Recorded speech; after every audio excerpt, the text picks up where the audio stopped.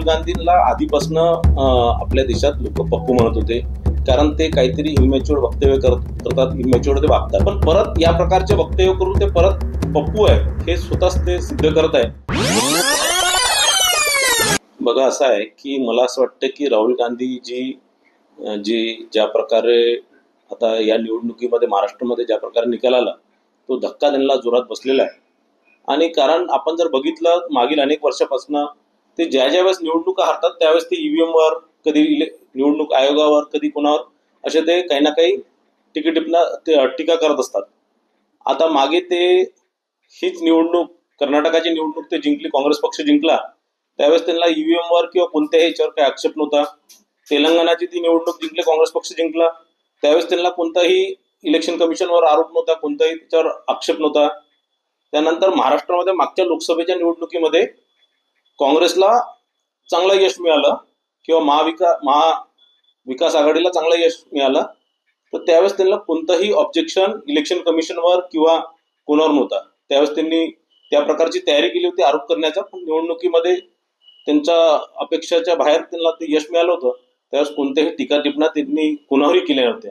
आणि जसं महाराष्ट्रामध्ये या विधानसभेमध्ये एक अभूतपूर्व यश भारतीय जनता पार्टी आणि महायुतीला मिळालं, तर त्या दिवसापासून ते टीका करणं सुरू केलं. पहिले त्यांनी ईव्हीएम वर बोट धरला, ज्यावेळेस त्यांनी ईव्हीएम वर आरोप केले त्यावेळेस जनतेने त्यांना कुठेतरी परत पप्पू म्हणणं सुरू केलं किंवा परत त्याचा हासा उडला.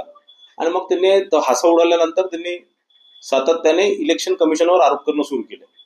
पहिले त्यांनी म्हटलं की 6 वाजल्यानंतर मोठ्या प्रमाणात मतदान झालं, जे साहजिक आहे की अनेक वर्षापासून 6 वाजल्यानंतर मतदान होतं. कारण 6 वाजता जर मतदान जर बंदही झालं तरी जे लोक त्या प्रिमायसेसच्या आत चालले जातात त्या सगळ्या लोकांना 8 वाजेपर्यंत मतदान करण्याचा मुभा असतो, ते मतदान करू शकतात.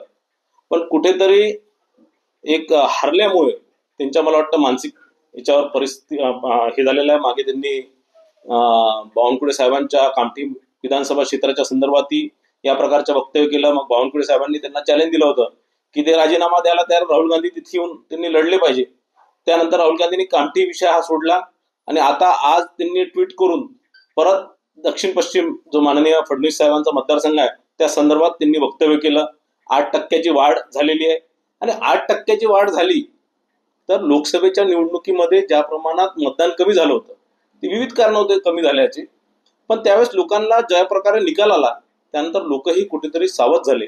आणि संपूर्ण महाराष्ट्रात, नागपूर जिल्ह्यातच नाही तर संपूर्ण महाराष्ट्रात कुठेतरी आपण मतदानाला गेलो नाही किंवा आपण मतदान कमी केलं किंवा आपण मतदानाकडे दुर्लक्ष केलं. आणि म्हणून काय होऊ शकतं, या देशाचं काय होऊ शकतं, या राज्याचं काय होऊ शकतं, हे लोकांना स्वतः आत्मचिंतन केलं. आणि या संपूर्ण नुसतं दक्षिण पश्चिमच नाही तर महाराष्ट्रात सगळ्याच विधानसभेमध्ये मोठ्या प्रमाणात मताधिक्य वाढलं. आणि या मताधिक्यामध्ये अनेक गोष्टी त्यात कारणीभूत आहे. लोकसभाचा जो पराभव तो कारणीभूत आहे.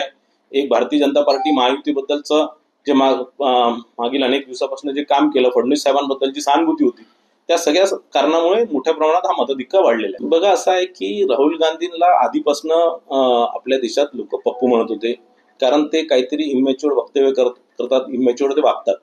आणि कुठेतरी आता या सगळ्या गोष्टीतनं काही दिवसाआधी ते थोडे सावरले होते, थोडं त्यांच्याबद्दलचं एक मत लोकांमध्ये चांगलं झालं होतं. पण परत या प्रकारचे वक्तव्य करून ते परत पप्पू आहे हे स्वतःच ते सिद्ध करत आहे. आणि ते काही दिवसाकरता ठीक झाले होते, आता परत ते पप्पू सारखे वागत आहे.